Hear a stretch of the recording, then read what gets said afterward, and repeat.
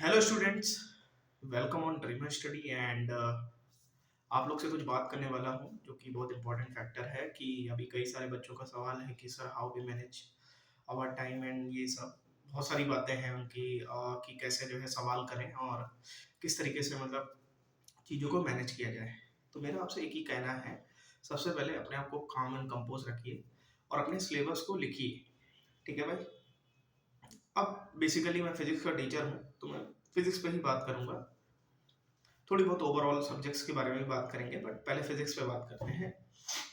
तो सबसे पहले आप करेंगे क्या, आप जो है अपना करिकुलम लिखेंगे कि आपके जितने भी टॉपिक्स हैं, ठीक है ना, वो टॉपिक आपने लिखे।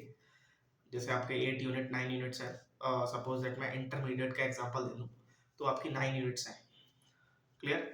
तो अगर आपकी 9 यूनिट्स हैं और आप 9 यूनिट्स का तैयार करना है आपको, तो आप ऐसा नहीं है कि तैयार करें जो 9 यूनिट्स एक साथ लेकर के बैठ गए। कहीं ना कहीं आपको चीज़ें समझ में नहीं आ पाएंगी और आप जो है एक वही मेंटल ट्रॉमा होगा आपको कि हमको तो अभी कुछ आता ही नहीं है। और हमें लगता है ये जो है आप एग्जाम के समय भी आपके आपको यही लगता होगा आपको कुछ आता ही नहीं है ये वो।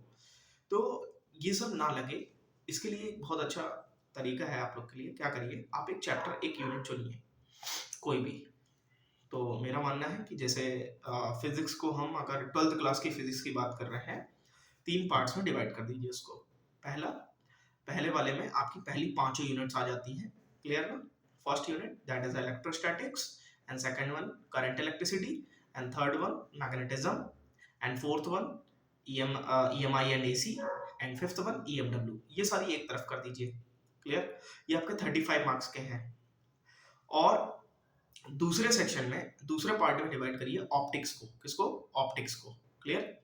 और तीसरे में डिवाइड करिए आपको अलग से मॉडर्न फिजिक्स को, जिसमें आपके जो है 3 यूनिट्स ले लीजिए। ठीक है भाई, सेमीकंडक्टर को ऐड करके। तो आपकी एटम एंड न्यूक्लियाई एंड क्या बोलते हैं photo electric effect and matter wave and last one is semiconductor. तो ये पूरा भी 35 मार्क्स का हो गया। और लाइट आपकी सबसे ज्यादा वेटेज की है अगर देखा जाए। इस तरीके से डिवाइड करिए। अब आप एक एक यूनिट को जो है करना शुरू करिए with the help of your notes. चाहे आपने जहां भी पढ़ा हो, जिस तरीके से भी पढ़ा हो, ऑनलाइन ऑफलाइन कैसे भी करके अपने टीचर से, या कोई भी डाउट्स आपके रह गए हों। ऑब्वियसली बात है, डाउट्स आप एक चीज को अगर 10 बार करेंगे, 10 बार गुजरेंगे उस चीज से, तो आपके लिए बेहतर होगा rather देन कि आप सोचें अब देखा जाएगा एग्जाम में। नहीं देख पाएंगे, आप सच्चाई मानिए। खासतौर पर फिजिक्स में इतना ज्यादा वेरिएशन है, वेरिएशन ऑफ क्वेश्चंस है, इतना ज्यादा जो है चीजें हैं उसमें। चीजें ज्यादा नहीं है बट वेरिएशन कर देते हैं, और अगर आप एक बार कॉन्सेप्ट समझ गए तो आप उस वेरिएशन को कहीं ना कहीं समझ पाएंगे, कहीं ना कहीं पकड़ पाएंगे। क्लियर। और अभी एक चीज और भी है कि जब पढ़ने बैठ रहे हैं तो फोकस नहीं बन रहा है, ये सबसे बड़ा इशू है। दूसरी बात है कि जब पढ़ने बैठ रहे हैं तो कुछ समझ ही नहीं आ रहा है, सवाल ही नहीं लगा पा रहे एक भी, न्यूमेरिकल्स नहीं सॉल्व हो रहा है, बहुत बड़ा इशू आ रहा है। तो कहीं ना कहीं मेरा ये मानना है कि आप थ्योरी आपके जुमा पर होनी चाहिए, आपके माइंड में होनी चाहिए। Then you understand whole phenomena. और आप अपने टीचर्स की हेल्प लीजिए। इनफैक्ट मैं भी आपको यहाँ पे ऑनलाइन गाइडेंस देता रहूंगा, बट हाँ एक ही शर्त पे दूंगा, आप लोग जो है वीडियो को शेयर करिए बहुत अच्छे से। और मतलब क्योंकि भाई ऐसे बिना क्या गाइडेंस देने का क्या फायदा है कि अगर जो है कोई इंसान शेयर ही नहीं कर रहा उस चीज को, है ना, तो कोई फायदा नहीं है। चलिए खैर, वो सब बात की बातें हैं, लेकिन हाँ ये काम जरूर करिए। हाँ ये इंपॉर्टेंट फैक्टर है आपके लिए भी हमारे लिए भी। तो आगे बात कर रहे थे कि कैसे क्या मैनेज होगा। अब जैसे किसी ने अगर एक यूनिट मिस कर दी इनकेस, वो अपने स्कूल नहीं गए या कोचिंग नहीं गए या फिर कुछ भी हुआ, तो फिर अब उनको बड़ा वो है कि हमको ये समझ नहीं आ रहा, या फिर तो हमें ऐसा लगता है कि जब तक आप खुद जो है कॉपी किताब के को उठा करके देखेंगे नहीं, या फिर आपके पास आजकल तो ऑनलाइन भी सुविधा है, आप उसको भी जो है यूज कर सकते हैं नो डाउट, और अपने टीचर्स का हेल्प ले सकते हैं। एक डेडिकेशन दिखना चाहिए। एक डेडिकेशन जब तक नहीं होगा तब तक हमें ऐसा लगता है आप दूर रहेंगे अपने जो आपका लक्ष्य है उससे दूर ही रहने हैं, है ना। तो ये चीजें समझ रहे हैं ना आप बात को। तो ये है। और जैसे कि हमारे कई सारे स्टूडेंट्स हमसे बोलते हैं कि सर आप जो है ऑनलाइन वीडियो डालिए, काफ़ी इफेक्टिव रहेंगी आपकी वीडियोस। तो हमने कहा देखिए वीडियोस से क्या होता है, अगर जो है वीडियो से ठीक है आपको थोड़ा हेल्प हो जाएगी, ये मेरा मानना है, बट आपको फोकस्ड होना पड़ेगा। क्लियर। तो focus is the key of success, nothing else. आप जो है 10 बातें कर लें, 10 बातें मैं कर लूँ, अभी कोई फ़ायदा नहीं होगा उस चीज़ का, जब तक आप फ़ोकस नहीं करेंगे उस चीज़ पे।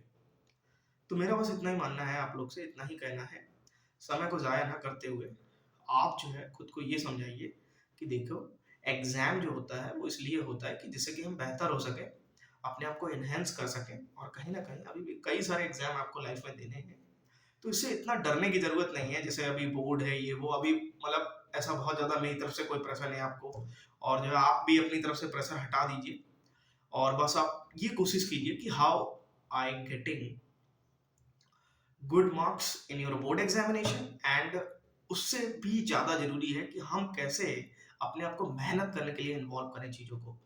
क्योंकि अभी हम देख रहे हैं यूथ बहुत ज़्यादा ओवरथिंक कर रहा है। ओवरथिंक का देखिए कोई रिजल्ट होना नहीं है, सच्चाई बता दूं, नेट डिस्प्लेसमेंट जीरो ही होना है, ठीक है ना, वर्क डन जीरो ही होना है, तो उससे कोई मतलब है नहीं, आप चाहे जितने दिमाग के घोड़े दौड़ाइए, कोई मतलब नहीं है उससे।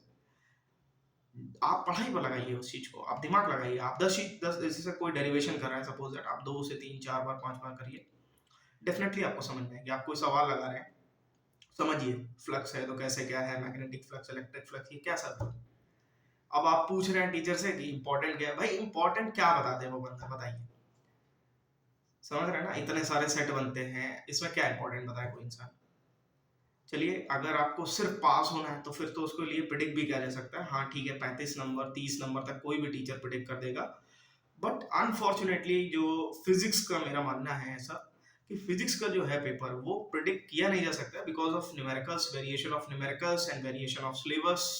कहोगे सिलेबस सर, सिलेबस तो सेम ही रहता है, मतलब उसी के अंदर से जो है सवाल किस तरीके से वेरिएट करके पूछ ले। तो जब तक आपको कोर नॉलेज नहीं होगी, आप उस सवाल को अटेम्प्ट भी नहीं कर पाएंगे, सच्चाई तो ये है। और फिजिक्स को लेकर के मेरा डराना नहीं है आप लोग को, बस मैं ये बोल रहा हूँ किस तरीके से आप लोग कर सकते हैं उस चीज को, हाउ यू अंडरस्टैंड।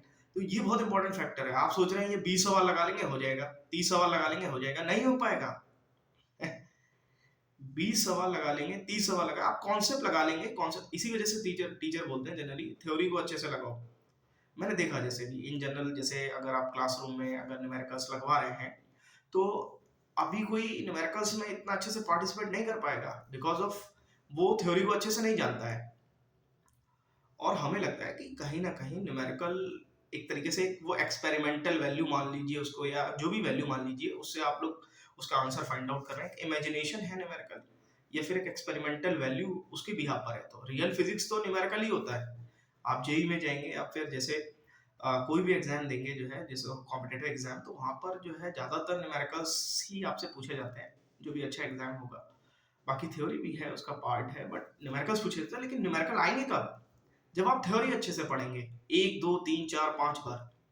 अरे भाई, एक टीचर एक सवाल बता देगा, 2 बता देगा, 3 बता देगा, 4 बता देगा आपको, but I think there is a limit, and आप भी समझेंगे कि भाई ये जो बता रहे हैं वो समझ नहीं आ रही है, और वो भी कहेगा कि जो हम बता रहे हैं वो उनके समझ नहीं आ रही है, ठीक है ना। तो मेरा आखिरी में बस एक ही कहना है कि उम्र भर गालिब यही भूल करता रहा, धूल चेहरे पे थी और वो आईना साफ करता रहा। तो यही है, जब धूल चेहरे पर है, मतलब कॉन्सेप्ट हमारे क्लियर नहीं है, कॉन्सेप्ट आप लोग को जो है, समझ रहे ना, आपको ये कहना चाहिए, ये समझना चाहिए कि आपके कॉन्सेप्ट क्लियर नहीं है। तो कहीं ना कहीं वही चीज आपको दिक्कत दे रही है, और लिंक होता है हर चीज, अगर चेन आप देखते होंगे तो वो लिंक होता है एक दूसरे से काफी ज्यादा। तो खैर, इन सब बातों का कोई मतलब नहीं है, मैं आपको गाइडेंस तो दे दूंगा, और जो है प्लस आपके लिए जितना भी हो सकेगा वो कर दूंगा, लेकिन आप लोग का भी एक काम है, वो ये है कि आप लोग थोड़ा समझिए क्या करना है आपको सब्जेक्ट्स पे। बाकी तो आपका इच्छा है। और फिजिक्स, मेरा ऐसा मानना है, जितना मैं जानता हूँ फिजिक्स को, वो इन्फानाइट है। ठीक है ना, इन्फानाइट इन द सेंस कि आप जब उसको समझने उतरेंगे ना, तो डेफिनेटली आपको उसमें इंटरेस्ट आने ही वाला है ना। आप उसको जो है, आप भागिए नहीं, आप हर एक सेक्शन को अच्छे से इत्मीनान से, अभी आपके पास समय है, विद इन मतलब 20 डेज 15 डेज जो भी है, दैट इज अ टाइम, मतलब है, वो टाइम है। बस आप फोकस्ड हो जाइए, आप इधर उधर समय जाया मत करिए। आपको करना है तो फिर करिए, उसका कुछ सॉल्यूशन नहीं है, लेकिन जब आप पलट करके देखेंगे तो आप सोचेंगे कि हम स्कोर कर सकते थे और हमने नहीं किया। काफी सारे लोगों ने बताया भी, समझाया भी। तो खैर, ये तो आपका है। तो चलिए, इस वीडियो में इतना ही रखते हैं, और आप लोग से बस इतना ही कहते हैं कि आप लोग बहुत अच्छे से पढ़ाई करिए। ओके।